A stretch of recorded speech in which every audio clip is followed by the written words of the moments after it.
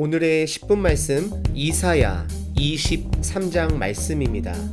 오늘 본문 말씀은 1장에 남유다를 심판하실 것이고 회복시킬 것을 선포하신 하나님의 말씀이 쭉 23장까지 이어지면서 많은 나라들의 심판 또한 하나님께서 선포하셨습니다. 그동안 하나님께서 심판하신 나라들을 북동쪽 서부터 살펴본다면 바벨론이 있고요. 아수르, 아람, 시리아라고도 하죠. 모압, 에돔, 아라비아, 애굽, 구스 이렇게 있습니다. 특징적으로 살펴본다면요. 나라별대로 바벨론은 결국 바데와 메데를 통해서 멸망을 당하고요. 아수르는 북이스라엘과 남유다를 속국으로 만든 나라이고 아람은 다메섹을 수도로 한 나라였었고 모압은 롯과 큰딸을 통해서 탄생한 나라이고요. 에돔은 이삭의 털 많았던 첫째 아들 에서의 후예들이고요. 애굽은 이집트로서 곡물이 많은 나라였고요. 구스는 애굽 밑에 쪽에 있는 나라였었고요. 아라비아는 남쪽 큰 반도 나라로서 홍해와 페르시아만을 가지고 있었던 나라인 것을 볼 수 있습니다. 오늘 본문 말씀 23장에 두로와 시돈의 멸망을 마지막으로 이스라엘 중심 주변 모든 국가들의 멸망을 선포하고 있는 내용이 마무리 짓게 됩니다. 그러면 왜 하나님이 만국을 향하신 심판을 하셨는지 한번 몇 가지 알아볼 텐데요. 일단 첫 번째 특징은요. 하나님께서 먼저 선택한 그 나라 이스라엘 남유다를 먼저 심판하시는 것을 보게 됩니다.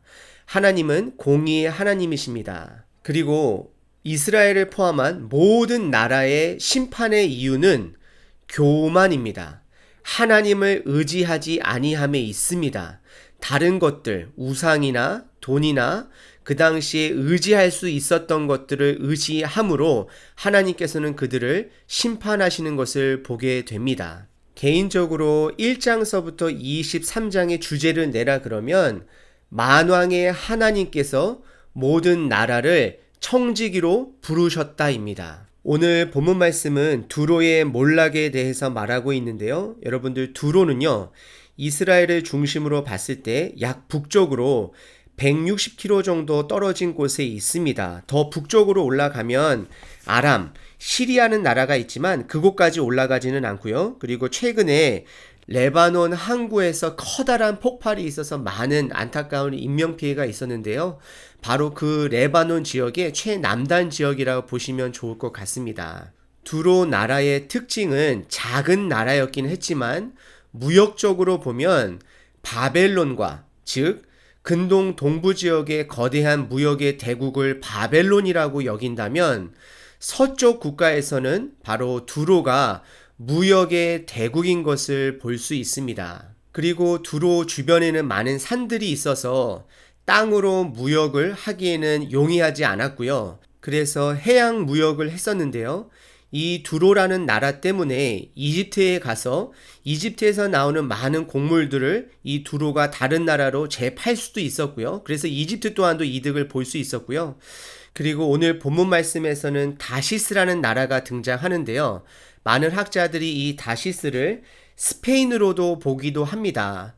그 정도로 아주 멀리까지 무역을 펼친 두로 나라인 것을 보게 됩니다. 하지만 하나님께서 그 해양무역 나라의 두로 항구를 쓸모없게 만들므로 주변 많은 나라들이 경제적으로 힘들어질 것을 경고하고 있는 내용입니다. 다시 간단하게 말씀드리면 두로가 망한다라는 것은 지금 이 시대에 인터넷이 끊김으로 많은 주변 국가들이 불편하다라는 것입니다. 오늘 본문은 크게 두 가지로 나눌 수 있습니다. 첫 번째는 두로의 심판, 그리고 두 번째는 두로의 회복에 대해서 나누고 있습니다. 두로와 함께 등장하는 나라가 있는데요. 바로 시돈이라는 나라가 있는데 이 시돈이라는 나라는 두로 나라 덕분에 무역으로 함께 먹고 사는 북쪽 이웃 국가로 보시면 좋을 것 같습니다. 더 나아가 오늘 본문에서는 딸이라는 표현으로 자주 등장합니다. 오늘 본문은 두로 나라가 무역을 통한 축복이 하나님으로부터 왔다는 것을 인지하지 못하고 방탕한 삶을 사는 것에 대한 하나님의 심판인 것이고요. 또 주변 국가들이 두로를 의지함으로, 그들의 무역 시스템을 의지함으로 그들의 의지하는 것을 하나님께서 제거하시는 내용입니다. 다시 한번 말씀드리면 이사야서의 심판의 목적은 회복함을 위함인 것을 기억하시길 바랍니다. 오늘 하나님께서 이 해양 무역 시스템을 제거해 버리신다는 이유는 혹시라도 세상 나라들이 그들이 의지했던 것들이 없어졌을 때 하나님께 돌아올 수 있지 않을까 하는 마음으로 하나님께서 심판하시는 것이고 제거하시는 내용입니다. 1절서부터 14절까지 하나님께서 두로에 관한 경고를, 심판을 말씀하시고 계시는데요. 특별히 1절과 심판의 마지막 말씀인 14절을 보시게 되면 두로에 관한 경고라 다시스의 배들아 너희는 슬피 부르짖을지어다 그리고 말씀하고 있고요. 14절에서도요. 다시스의 배들아 너희는 슬피 부르짖으라. 결국에는 이들의 무역 시스템을 하나님께서 제거하시고 심판하신다는 내용입니다. 1절은 큰 그림을 가지고 있는데요. 두로에서 가장 멀리 배로 무역하는 곳이 바로 다시스라고 보시면 좋을 것 같은데 두로의 국제 무역 항구가 없어지므로 그 배들이 슬퍼하게 되고 갈 곳이 없음을 1절에서 말하고 있습니다. 그리고 2절서부터 7절까지는 두로와 시돈의 멸망을 번갈아 가면서 말하고 있는데요. 특별히 2절과 3절은 두로의 멸망에 대해서 말하고 있는데 2절에서는 바다에 왕래하는 시돈 상인들로 말미암아 부요하게 된, 강성하게 된 그 해변 주민들이 다 잠잠하게 될 것이다 라고 말하고 있습니다. 결국 항구가 없어짐으로 경제 활동이 불가능해진 것을 말하고 있습니다. 그리고 4절과 5절은 시돈의 멸망에 대해서 말하고 있고 또 더 나아가 5절에서는 애굽이, 이집트가 두로 항구가 역할을 제하지 못하자 그들이 그들의 쌀을 팔지 못함으로 고통받으리라라고 말하고 있습니다. 그리고 6절과 7절은 하나님의 심판으로 인하여서 그들이 그 땅에서 살지 못하고 그것이 포로인지는 모르겠지만 아무튼 쫓겨날 것을 6절과 7절에 말하고 있습니다. 너희는 다시스로 건너갈지어다. 해변 주민아 너희는 슬피 부르짖을지어다. 이것이 옛날에 건설된 너희 희락의 성, 바로 쾌락의 장소를 말하고 있고요.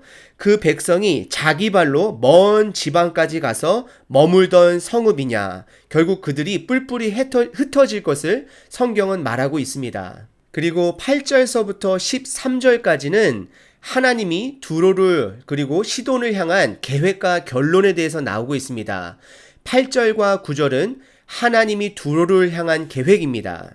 8절에 두로가 면류관을 씌웠던 자요 그 상인들은 고관들이요 그 무역상들은 세상의 존귀한 자들이었다라고 이야기를 하면서요. 두로에 대하여 누가 이 일을 정하였느냐, 이 심판을 누가 했냐라고 말하면서 9절에 만군의 여호와께서 그것을 정하신 것이다라고 말을 하면서 그들이 이렇게 심판을 받게 된 이유는 모든 누리던 영화를 욕되게 하시며 세상의 모든 교만하던 자가 멸시를 받게 하려 함이니라. 결국 두로뿐만 아니라 모든 강대국들이 하나님의 심판을 받은 이유는 바로 그들의 교만 때문입니다. 교만이라고 하는 것은 하나님의 기준이 아닌 그들의 기준으로 사는 것이 바로 교만인 것입니다. 그리고 10절과 12절은 시돈에 대한 하나님의 심판의 내용인데요. 10절에 보시면 딸 다시스여, 이거는 시돈을 나타내는데요. 동일하게 12절에도 이르시되 너 학대받은 처녀 딸 시돈아. 결국은 10절서부터 12절은 하나님께서 시돈을 향한 심판의 내용입니다. 근데 이들 또한도 12절에 보시면 다시는 희락이 없으리니 향락을 즐겼던 이 시돈 땅을 하나님께서 심판하신다라고 말씀하시고 있습니다. 두로의 심판의 마지막 구절인 13절과 14절은 하나님께서 두로를 황폐하게 하실 것이고 그리고 두로가 가지고 있었던 그 무역의 능력을 파괴하심으로 그들이 슬퍼할 것을 하나님께서는 말씀하고 계십니다. 14절입니다. 다시스의 배들아 너희는 슬피 부르짖으라. 너희의 견고한 성이 파괴되었느니라. 하지만 하나님께서 15절서부터 18절까지는 두로의 회복에 대해서 말하고 있습니다. 15절과 16절을 보시게 되면 하나님께서 두로를 회복하실 텐데 70년 동안 버림받되었다가 70년 후에 회복시킬 것을 약속을 하시면서, 하지만 그 두로 나라가 회복이 되었어도 기생의 노래같이, 그리고 너 음료 수금을 가지고 성읍을 두루 다니며 기묘한 곡조로 많은 노래를 불러서 너를 다시 기억하게 하라 하였느니라. 어찌 보면 이들이 회복은 되었지만 그래도 하나님께 돌아오지 못함을 볼 수 있는 부분입니다. 그러면서 마지막 17절과 18절에는 하나님께서 약속하신 대로 17절에 70년이 찬 후에, 문자적으로 70으로 해석을 해야 될지 상징적으로 해야 될지는 정확하지는 않습니다. 70년이 찬 후에 여호와께서 두로를 돌보시리니 그가 다시 값을 받고 지면에 있는 열방과 음란을 행할 것이며, 결국엔 이들이 회복은 하지만 하나님께로 돌아오지 못하고 그 삶이 계속해서 음란한 삶이 있을 것이라고 이야기를 하면서 18절에 하나님께서 두로를 회복시키는 이유는 그 무역한 것과 이익을 거룩히 여호와께 돌리고 간직하거나 쌓아두지 아니하리니 그 무역한 것이 여호와 앞에 사는 자가 배불리 먹을 양식 잘 입을 옷감이 되리라. 특별히 두로가 무역했던 물건들은요, 자색 물들인 옷감들이 있었고요, 제목, 나무들, 밀, 기름, 포도주, 금속, 그리고 때론 노예들도 있었고요, 그리고 가축들도 있었던 것을 보게 됩니다. 그런데 이러한 것들을 다시금 회복시키시는 목적이 여호와 앞에 사는 자가 배불리 먹을 양식 잘 입을 옷감이 되리라. 결국 하나님께 돌아온 백성을 위해서 그들이 회복될 것이다 라고 말하고 있습니다. 오늘 본문은 우리로 하여금 두 가지를 생각하게 합니다. 첫 번째는요, 내가 지금 누리고 있는 것은 하나님으로부터 왔다는 것을 기억하시고 감사하는 삶을 사셔야 합니다. 두로는 그 풍족함을 누리고 그것이 하나님으로부터 온 것을 인정하지 못했기 때문에 멸망을 받은 것입니다. 그리고 두 번째는요, 하나님께서 나에게 주신 풍족함, 때로는 풍족함이 아니라고 할지라도 나에게 주신 것을 내가 청지기로서 잘 사용하고 있는지를 돌아보시는 하루 되시길 바랍니다.